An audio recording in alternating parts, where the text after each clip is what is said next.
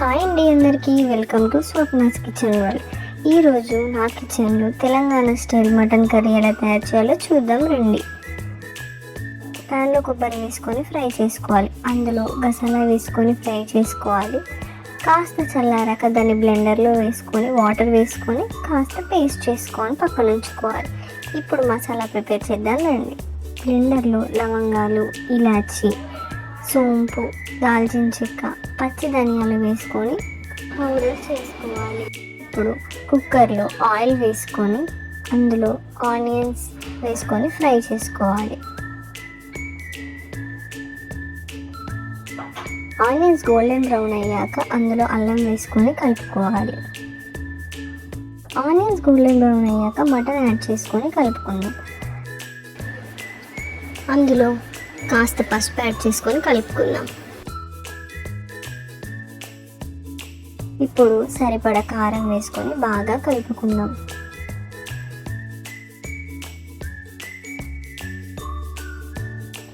ఉప్పు వేసుకొని కలుపుకొని ఒక 5 minutes లో ఫ్లేమ్లో మూత పెట్టి విజిల్ లేకుండానే కుక్ చేసుకుందాం.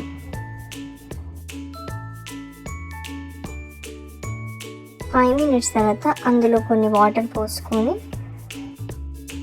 బాగా కలుపుకొని మూత పెట్టేసి 4 విజిల్స్ వచ్చేంత వరకు కుక్ చేసుకోవాలి.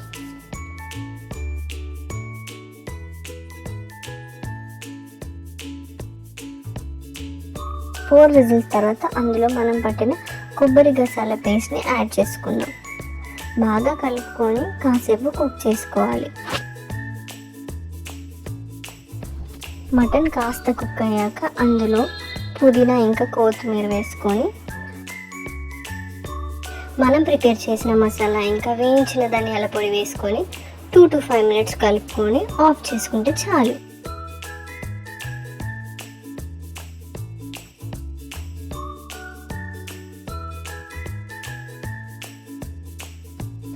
మనకెంతో ఇష్టమైన Telangana style mutton curry ready.